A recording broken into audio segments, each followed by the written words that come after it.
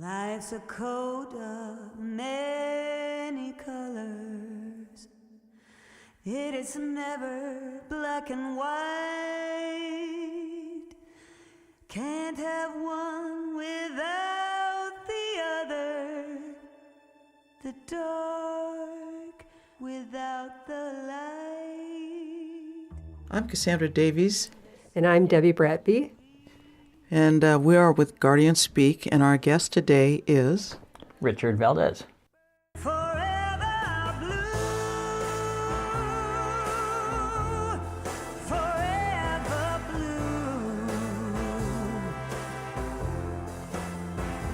I'm putting on a show for the world to see. No one will. Hello, Richard. Hi, Deborah. Richard and I are co-workers from way back at the Santa Cruz CHP office. I loved working with you because you took me from a place of so serious about myself and the work, and you helped me lighten up a little bit, which was really great for my spirit because I had difficulty touching my emotions. And when you brought the emotion of laughter and fun to a job that it was really, really hard and stressful, it changed everything for me. So I just want to thank you for that, what you brought to me during the time we worked together. You are welcome. I was totally unaware that I was doing it. I had kind of always been a class clown. But I thought, putting on the badge and all that I was a lot more serious. But I'm glad to hear that I wasn't. Well, there were, when you had to bring it, you brought it. Yes. So it wasn't all fun and games all the time. But a lot of the times it was. Yeah, and there's many practical jokes we played on other coworkers and supervisors, but we won't get into any of those right at this moment. But I wanted to start was growing up. You grew up in Los Angeles? Yes. And what was the neighborhood like you grew up in? Well, I was born in East LA, and we lived, when I was really little, we lived probably in LA proper. It was then an okay area. Now it's a really bad area. We moved into East LA and then eventually out to the Whittier, Pico Rivera area. Kind of a rough area, but it's home. And did you have any kind of attitude towards the police, or did you have any encounters with them that would alter the way you thought of them? I had a lot of encounters with the police. I grew up with a really bad impression, mostly of the Los Angeles County Sheriffs. That was their jurisdiction. And we probably had, 10, 15 run-ins with them. Just really not doing anything wrong. Just being around, them stopping us, them searching us. Never really a helpful, positive experience with that. And why do you think that was?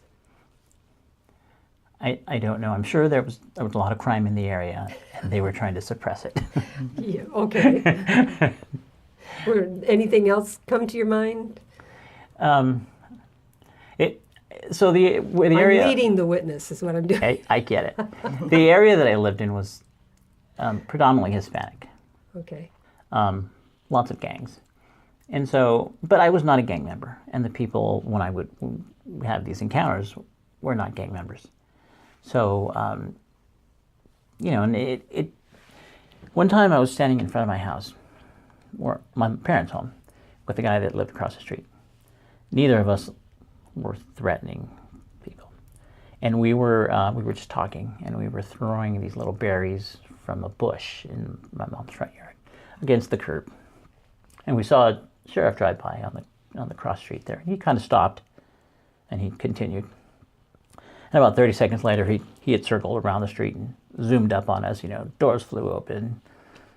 What are you guys doing? Sit down on the curb. I was like, I live here, we're throwing no, you guys are pitching pennies and you're gambling. And there were 200 berries in the gutter. And my mom had come out and, they said, go back in the house, and it was really, I was probably 14 or 15 at the time, and really, I didn't know any different then. That was just things that had just happened growing up there. It was, you could just be walking down the street and they would stop and talk to you. Consensual contacts, but you didn't know that at the time. So. Right. You didn't know you could walk away and No. say, bye-bye, I don't need to talk to you. I have my rights. Right. But had you said that, you probably would have found yourself on the ground with a knee in your back. And, right. and that did happen. If not on your head. Right. It did happen.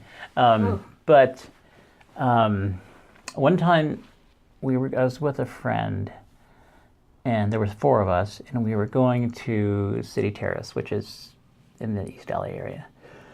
We were driving through Monterey Park, and he had a pickup truck. So 2 of us were sitting in the back, when you could ride in the back of a pickup truck, and we weren't gangbang. This was like during the disco era. We were very much into disco, and we got stopped, and it was by Monterey Park Police Department.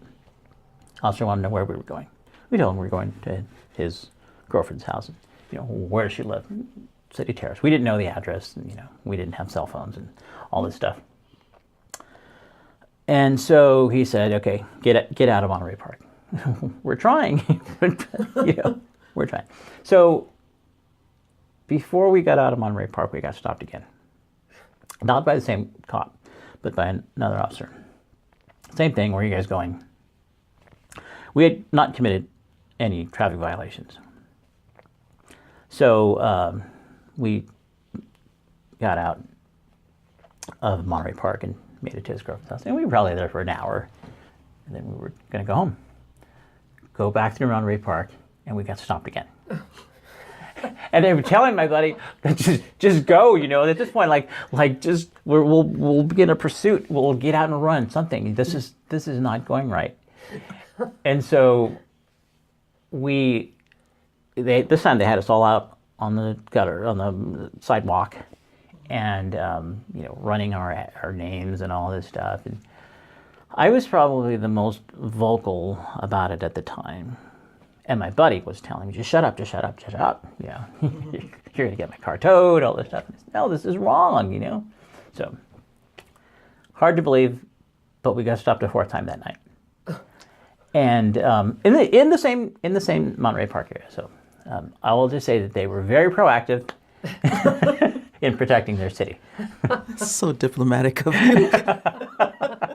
So you did not have a positive impact by your I did encounters not. with the police. So that begs me to ask, well, why in the world would you ever pursue a career in law enforcement? What a great with question. Highway patrol? What a great question, Debbie. I had 2 positive encounters with police, and they were both highway patrol officers.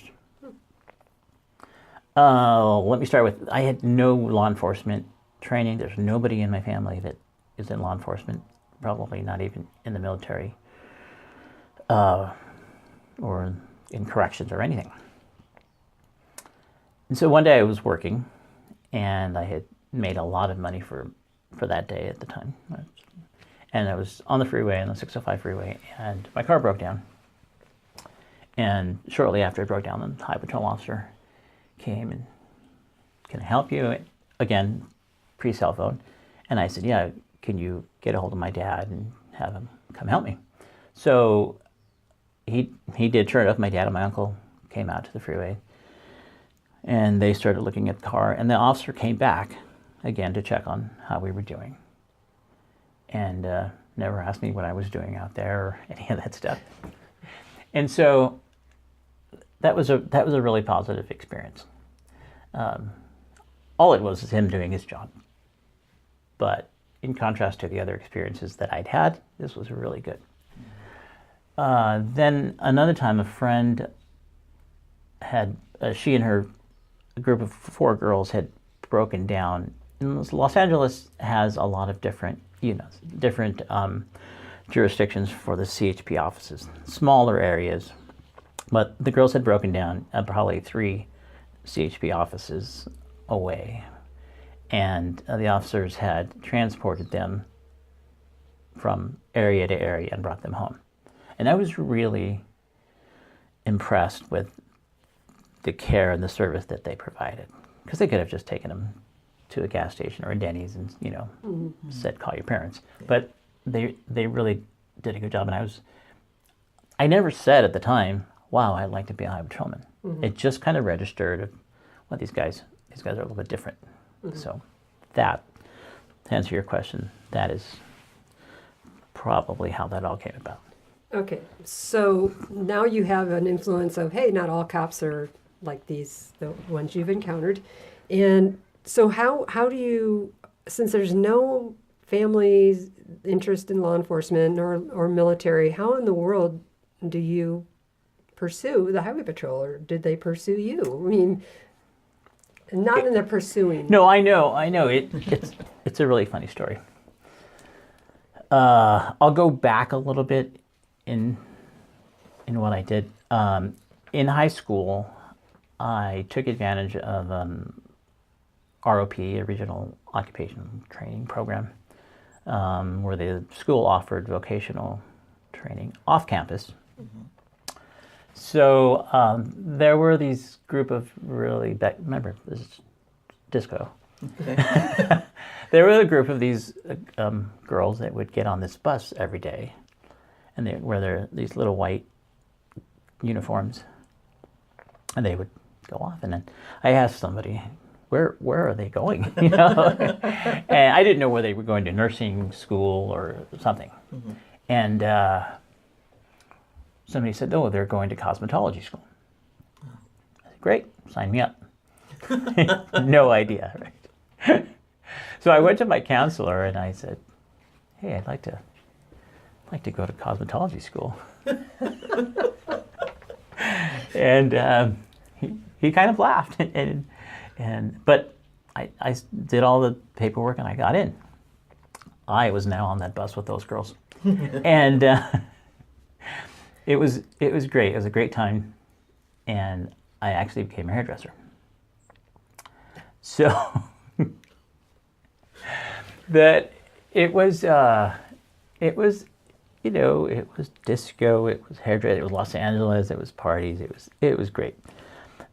And I was 18 or 19 when I got my hairdressing license, which takes more hours to get than to become a police officer. That's funny.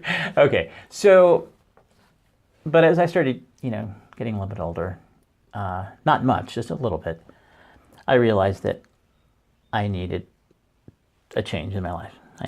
So I quit hairdressing. I didn't even want to do it part-time. I went back to school and got a part-time job in a marketing research company. And so I was pursuing, I was kind of torn between art, the business of art, and a little bit of law. I was kind of interested in law, not enforcement, just law. So, but I've taken a lot of basics, general ed, English, the required classes. So one day I came home from work and I opened up the newspaper and made myself a tuna sandwich. And there's the ad, full page. Women, CHP wants you. That caught your attention. That caught my attention. If they want the women, they must want me. Go where the women are. That's right. I got on that bus, right? Okay. Right. Never thinking that how many women could there possibly be in the highway patrol. So it was really funny, with absolutely no forethought. I put down my tuna sandwich and I called the number. And it was probably 4:30 in the afternoon. And I called the Santa Fe Springs office. And the guy said, oh, well, that you could come and get an application, but it has to be in Sacramento by tomorrow. Okay. He didn't bother to tell me that it was an ongoing process, an ongoing hiring process, that I could get the application completed. He just told me this. So I did. I put everything down. I broke all applicable laws to get to the Santa Fe Springs office before they closed. I pick up that application. I raced home, and I filled it out as quickly, as sloppily. I had things. I don't think I even wrote my name down correctly. I mean, it probably said last, first, and middle, and I probably screwed that up. There were arrows on this, explanations on the side about, oh, this really goes over here. And when I finished and put it, I sent it off next day, error, and all that. I thought, oh, that was ridiculous. Nobody's gonna call me or look at this thing. It's terrible. Well, they did. So that's how it happened. Okay, so then how long was it until you actually went into the academy from the time you applied? It's probably 6 months. It was pretty quick. Mm-hmm. I went through the testing process. The English test was first, and then the physical testing, then the background, and it was. I mean, they all seemed to happen. I didn't tell anybody right off the bat when I had applied. I just whatever. When I went to get my physical, they discovered a heart murmur, and so I had to get pay for it myself. A cardiologist to sign me off within 2 weeks. Just try to get. Yeah. It takes that long to get an appointment. Right. For them to answer the phone. Yeah.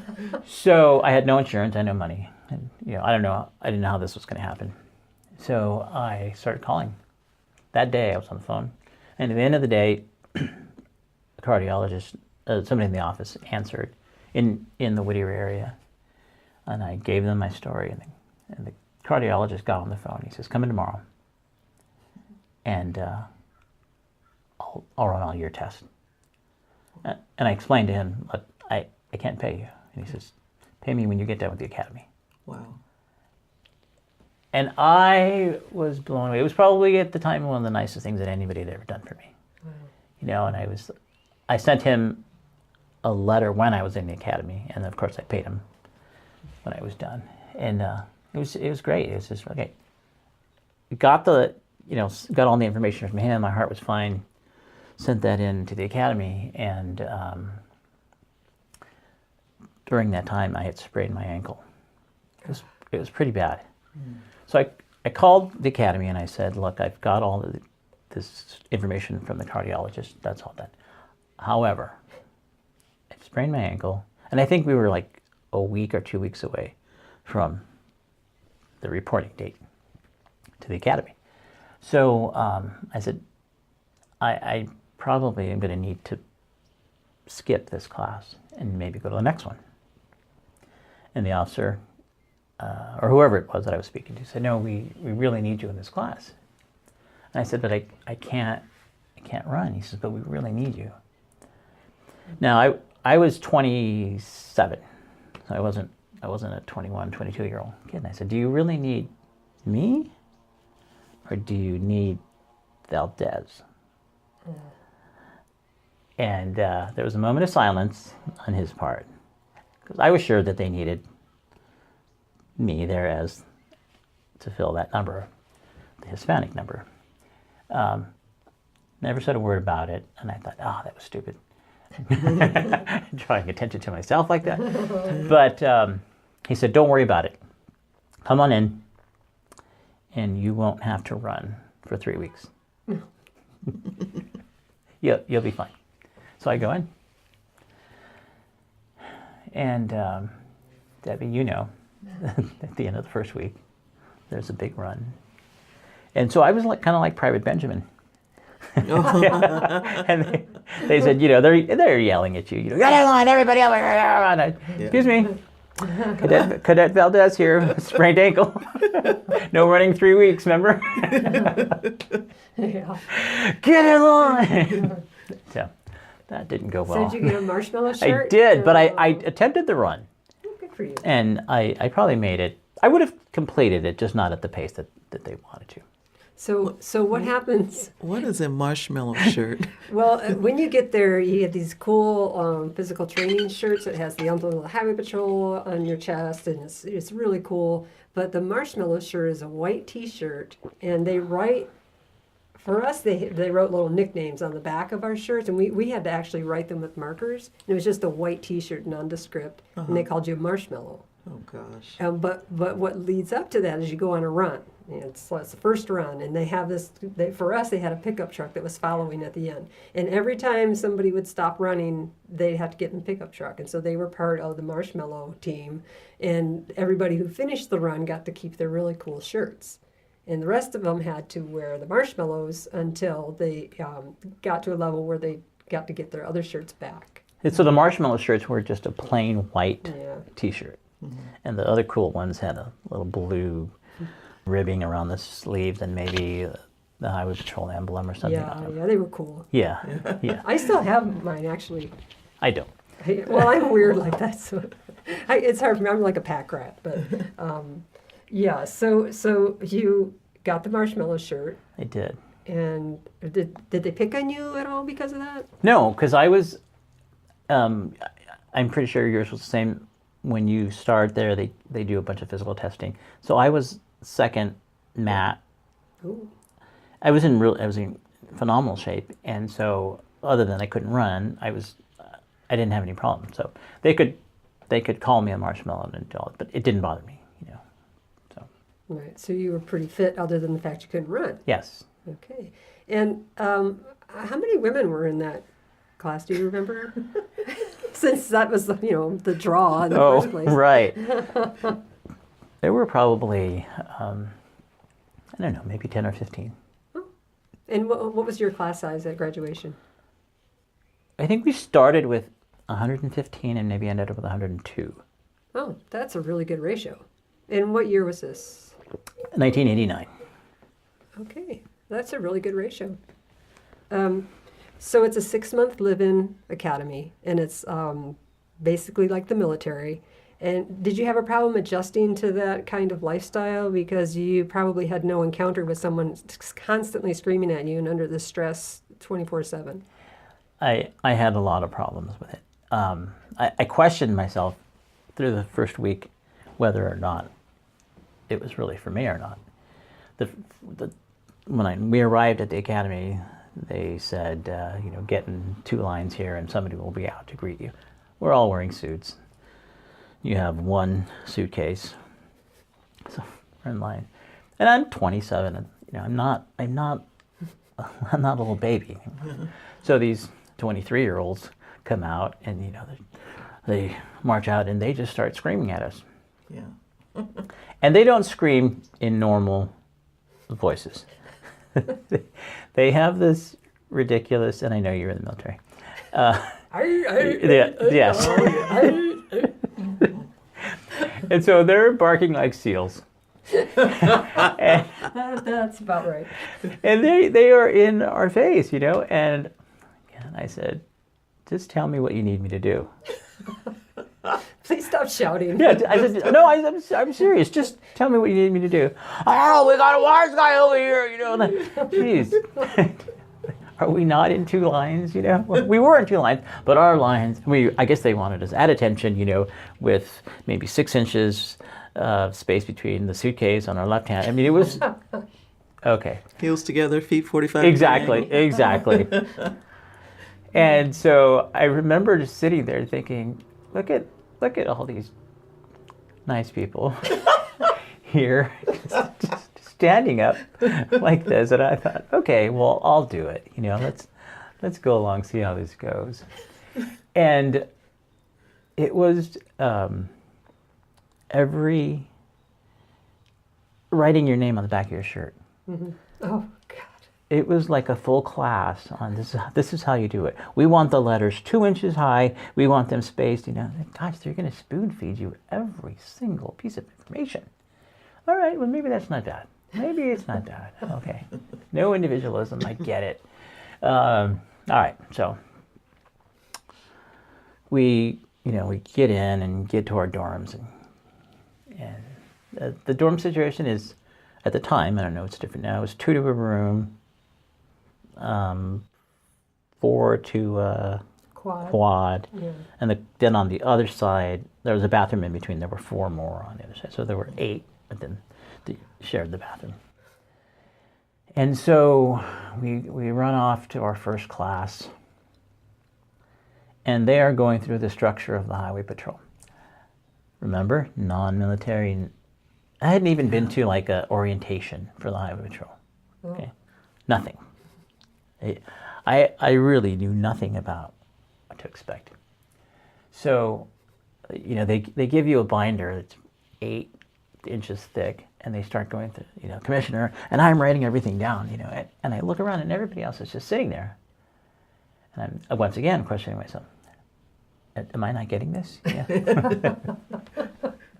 Well, they were just reading off this thing, you know. So, okay, I finally kind of get the idea that this is, again, spoon feeding every little piece of information. So, no, I was not prepared for what was going to happen there. So, had you ever fired a weapon? No. Oh, wow. What was that like, your first encounter at the range? Because I'm assuming they think everyone's at least fired a weapon once. No, it was great. It was really great. I'll tell you why. So again, spoon feed. Here's how you do it. And some of the stuff that they were teaching us, the nomenclature of the weapon. I didn't need to know that. Apparently, they thought I did. If I would be involved in a shooting, that part wasn't going to be important. Teach me to shoot. So they did. Here's how you do it. Follow these instructions. So we got to the range. We were still using pistols, revolvers at the time. That's right. Yeah. So, and I had opted for the 4-inch barrel. There were some that had 6-inch. So we go out to the range, and it's a bullseye target, a black bullseye with a big white piece of paper. We're shooting from 25 yards. And so I raise the gun up, and I steady it, and I get the sights all, and I fire away. And I don't see anything. And so it was, 6 rounds through there, and then I think we had 2 speed loaders, and so we shot 18 rounds. Hope my math is right. And I'm seeing the other targets from the other cadets, and they're, I can see holes all over theirs. Yeah. I don't think I've hit mine once. So all right. So we're all done with our 18 rounds. Go retrieve your targets. Boom. All of mine were within the 8, 9, and 10 ring. Oh, wow. And so there were 3 of us that had shot exceptionally well. Mm-hmm. And the range master said, I'm going to guess that these 3 have never fired a gun before. Yeah. Yep. No bad habits. No bad habits. Right. All I did was listen to what they said, right? Yeah. Match these 3 little dots up, Yeah. Yeah. pull the trigger, Uh-huh. and the bullet will be gone. And so that was kind of like a, wow, listen to what they say, Yeah. and it works. And so I kind of started coming along, not 100%, I wasn't going to shine my boots every night and do all those things, but it started to all fall into place. Okay, and so it's 6 months. You get through the academy. Yippee. Yeah, I'm sure you make really good friends. Are there any people that you still know that was in your class that you still have any contact with? I was the only one that came to Santa Cruz out of our class. You came directly to Santa Cruz? Directly to Santa Cruz. Wow. Yeah, well. I had known living in Los Angeles that I always wanted to leave. I liked the Bay Area a lot. And so when it came up when Santa Cruz came up on the list, I thought, I could do that. And the way that they assigned the area was based on the last 4 numbers of Social Security. The highest gets priority. Mine are very high. Okay. So I knew that I think it was married with a child and a house got first priority to go back to their area. Okay. But nobody wanted to come here. Nobody was from here. Here meaning Santa Cruz. Santa Cruz, correct. Sorry. So I put in for it, and I got it. And then when I got it, I said, damn it. I knew Los Angeles.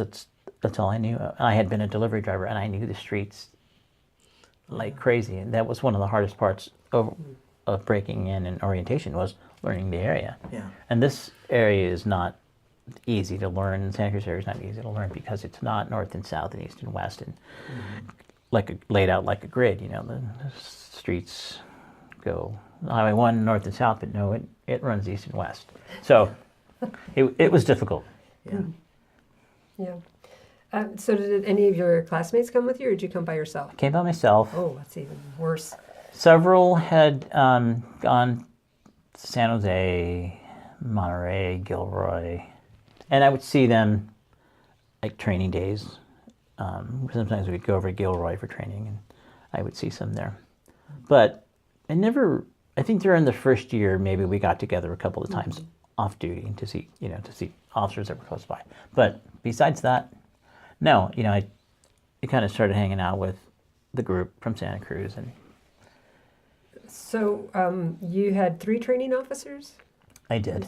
And how was that experience? Were they all very different, or did one, like I had a training officer that it would have been great if I had not even had them, because we went to donut shops and stuff and we didn't really do anything. I had the same officer, I'm sure, in a different incarnation, but yeah, I did.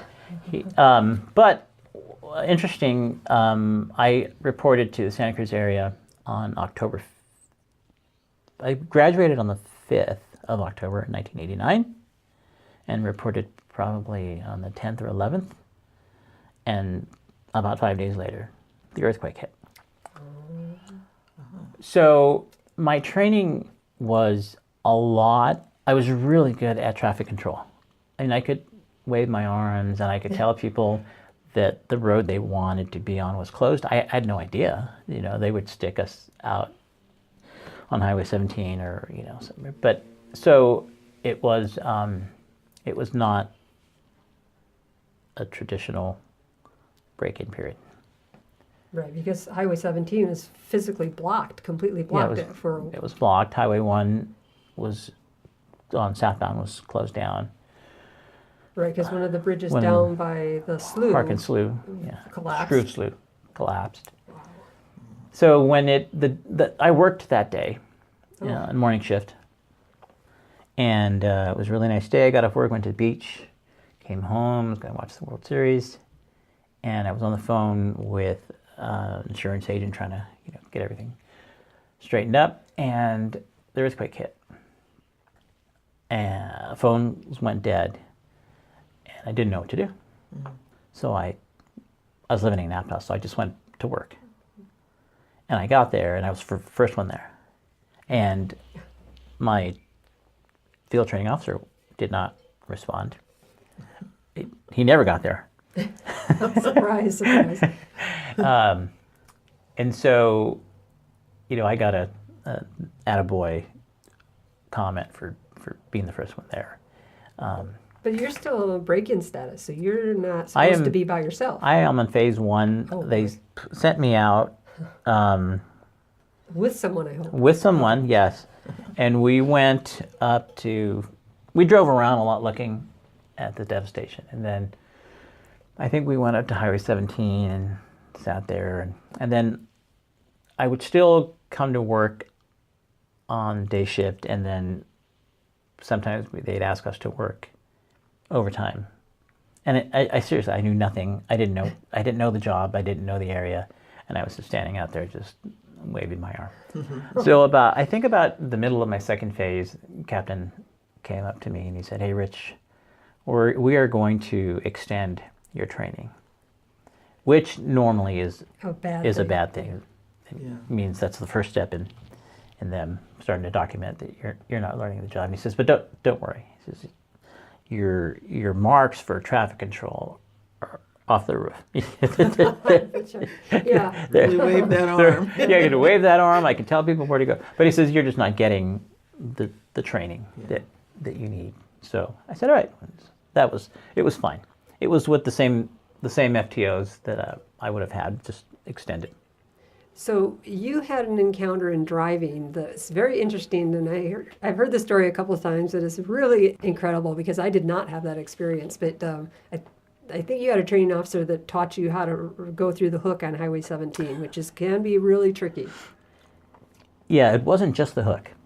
It was Larry Martinez. It was on my second phase, and Larry had done 3 tours in Vietnam, but you would never know it. He was jovial and relaxed, and he was just so confident. He wasn't cocky. He wasn't heavy-handed. He just knew the job really well. So we were working nights, and let's say it was a quiet Tuesday evening. He would say, "Let's go up Highway 17," and I'd say, "Okay." And so I'd drive up Highway 17, and he'd say, all the way down at 65 miles an hour using 1 lane.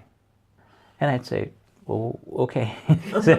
So we'd go through it, and then he'd say, "Okay, turn around, go back up. Let's go 75 miles an hour using 2 lanes." Oh, wow. And but he would tell me where, position-wise, where to be on that road. Yeah. So then when we get to the hook, he starts saying, "Okay, I want you at 100 miles an hour coming into the hook." Okay. What's the hook? What section? It's when you're coming down 17 and you transfer to Highway 1. We did it Oh, coming here okay. today. Yeah. Yeah. Southbound. Yes. Okay. Southbound 17 to southbound Highway 1. Yeah.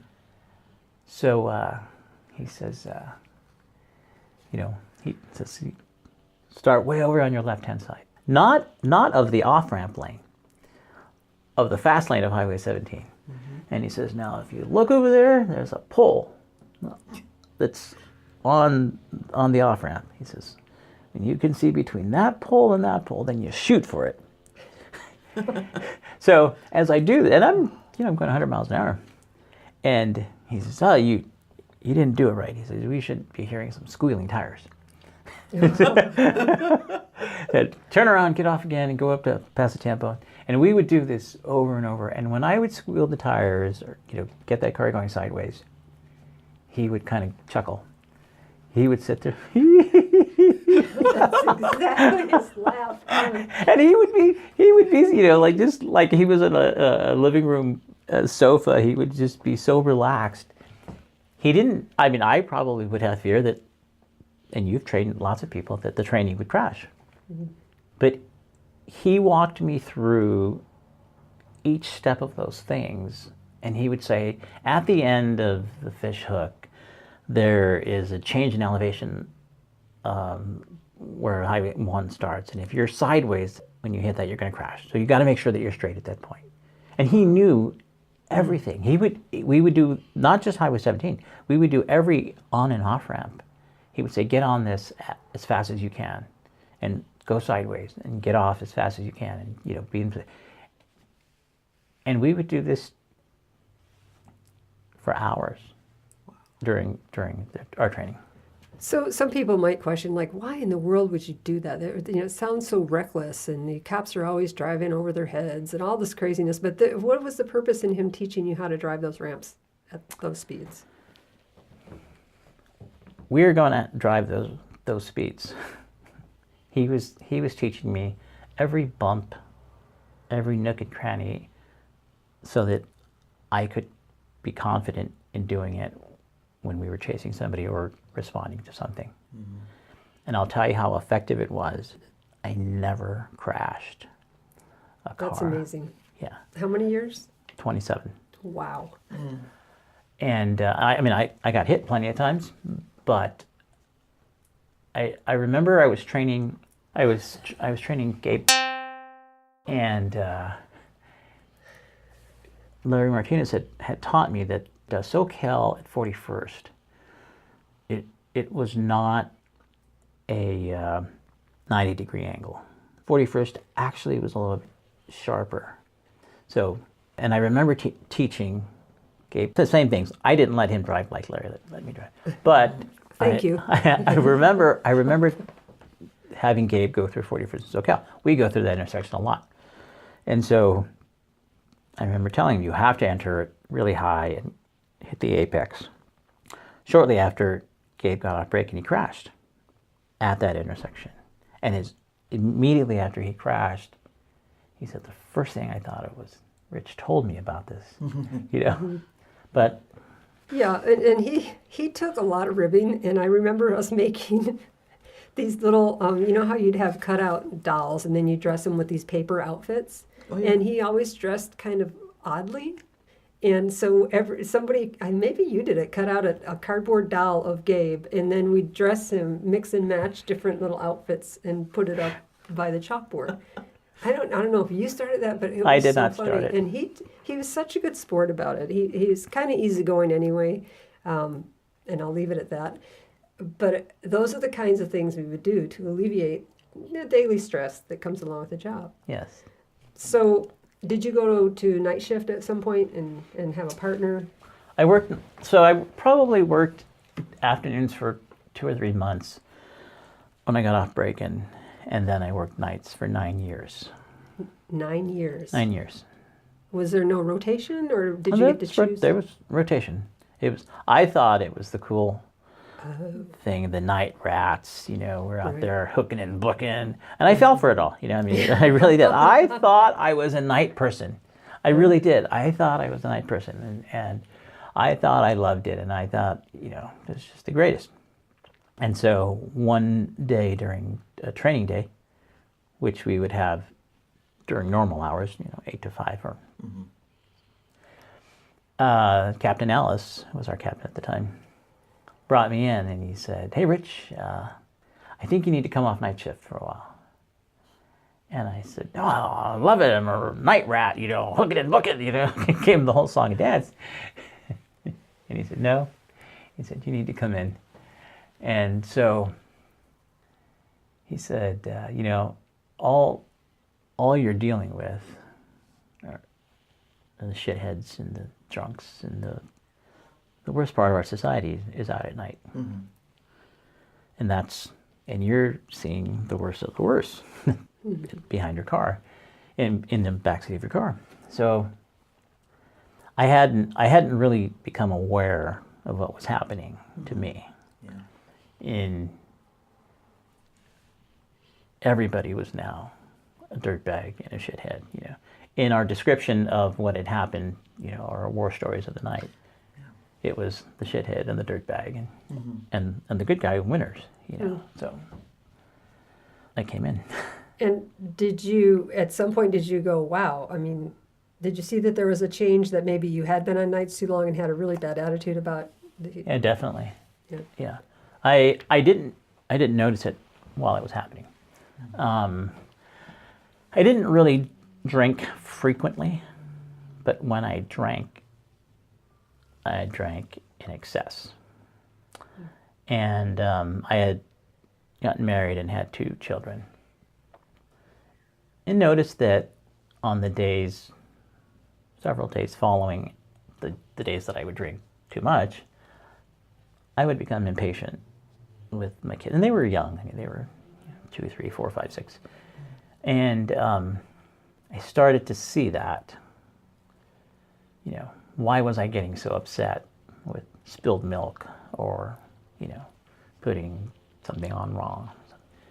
And so I made a decision. It was probably around the same time that I stopped working nights to stop drinking. That leads me to my next question about self-care. Were you aware at the time that you needed to start taking care of yourself? It sounds like there was some kind of self-awareness, like, wow, this drinking isn't helping me. Well, let me backtrack. During that time, working nights, we were deployed to the Rodney King riots. Okay, in L.A. In L.A. So I was working graveyards, and we were called in to the office. We made phone calls. You know, there was a list of people that we were going to take. rounded everybody up. We got to go home, pack some bags, and we left. And because I was from Los Angeles and knew the area so well, I was made to be like a coordinator, which a lot of the senior guys didn't like because I had a couple of years on, and here I was in all the meetings with the sergeants and the lieutenants and the captains about how to get from here to here and what's the safest route and if this goes wrong, and they were coming to me for that. So when we did the ride, and when we came back, and in typical highway patrol fashion, there's countless debriefings, and then statewide debriefings on how we did things. And I remember going to we were at a training in Monterey, and they were going through the riots, and everybody there was all hoorah, and their experience of the riots. And I did not have that same reaction. This was my hometown. These were people that, the neighborhoods that I grew up in. And I had seen some of the worst behavior that I had ever experienced by humans. And I didn't find anything fun about it, not one thing. And so shortly after, probably after that training day, I knew that I was having an issue with the whole Rodney King issue, riot. So we have an employee assistance program, and it was really sad because I don't know if you remember how you get a hold of EAP. Well, there's a number, 1-800. Right. There's a little brochure. Yeah. It's supposed to be somewhere on a wall. But there was such a stigma about asking for help. I didn't have to even tell anybody why, just that I needed the help. Yeah. And so I went, and it was very helpful. That EAP was really helpful. They at least let me know that what I was feeling was normal, and they gave me tools to deal with it. And so, using some of those tools from back then, I was, even years later, I was able to, to recall those things. And I think I even used EAP another 2 or 3 times throughout my career. Okay. So 27 years fly by. Lose a few friends along the way. Was there anyone that you knew that had committed suicide on the job? Yes. And what was that like for you? Were you surprised? And Oh yeah, what was that like? because there was somebody that one of the instructors at the academy, who I thought was just a really solid guy, and we had a huge spike in suicides for a year or so, and I was just shocked. I was really shocked. I never really found out why, but I know that we had gone, their state had put on some training after all that to try to find the common denominators and make us aware of things that were happening within ourselves. And if you needed help, I think they had set up peer counselors and Right. all those things. One of the interesting things that in that training was they had identified like 3 common factors.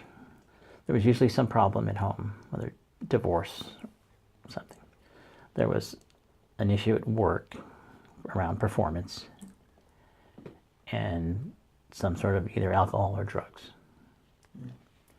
So fast forward a few years, I'm getting divorced. My productivity goes down. And the sergeant calls me in to tell me that things better change or I'm going to be in trouble. And I went on to explain to him that I was going through a very difficult period with the divorce. Things were not just standard divorce things. There's some terrible things were happening that I was having to deal with. And he threatened me with interim reporting, which is kind of a probationary period, bring your performance up or else we'll take the next step towards termination. And I said, you did go to the training, right? I said, we had all those people kill themselves. I said, and they all had similar things. I said, home issues, work issues. I said, so I have the home issue. You've seen evidence that home issue is now causing my work to suffer. Yeah. But rather than help me with this, you're going to compound it. And so why don't I just start drinking? And I remember I walked out of the sergeant's office. I don't know if he was done yet, but I walked out. And I had some really choice words for him about caring for his people. Yeah. And I walked out. And that was the last I heard of it, it was really interesting. I think maybe he had taken a step back and got it. Mm-hmm. I hope so. Yeah. And oftentimes it depends on the supervisor you're dealing with. I was going through something that was a breakup kind of thing. Yeah, it was a breakup of my first marriage. And I had Sergeant Enoch's, and I needed some time. And he closed the door, sat me down, he listened, and he said, "How much time do you need?" And I said, "I don't know, maybe a couple weeks or a week." He goes, you take as much time as you need. And you call me when you're ready to come back. He goes, "Now, I don't mean take months." He goes, "But, I know you. And, if you say you need a week, I think you'll." He goes, "But call me and we'll work something out. We could bring you inside for a while if that would help." He was so helpful. And I was lucky that he happened to be my shift supervisor. But that could have gone a whole different way had it been someone else whom I encountered as a shift sergeant later on. So sadly, it often isn't the administration itself that's supportive or not supportive. It's the individual supervisor. You just happen to have that period.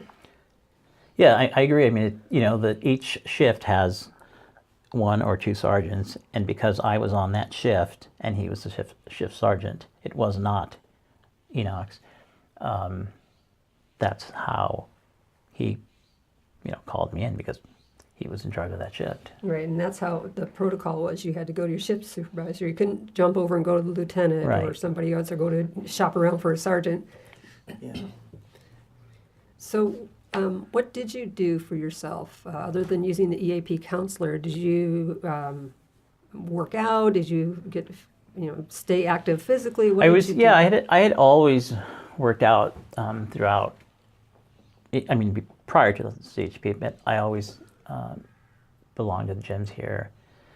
Worked out. I joined several salsa dance groups. I really felt a need to, on my time off, to do non-police activities. I never really had the 24/7 cop identity, but I thought it was probably a lot healthier for me to be involved in a salsa group, or, I knew somebody that played pickleball, and do those things, and not really talk about work there, just be present in whatever was going on through those things.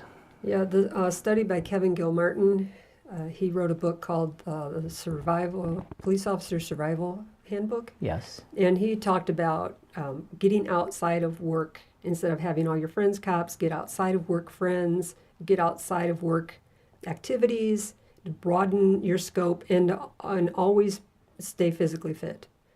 And it sounds like you already knew that, or at some place you progressed into knowing that. I didn't realize how much the exercise was helping. It was more for vanity that that I was working out. But when I was young, I would do mostly all weights, and if I had time for cardio, which was never. But as I got a little older, I realized that the cardio was where the release was coming from, whether it was just walking or running or cycling. I bought a road bike, I bought a mountain bike, and it's not that I excelled in any of those things, but I know that doing them really paid off.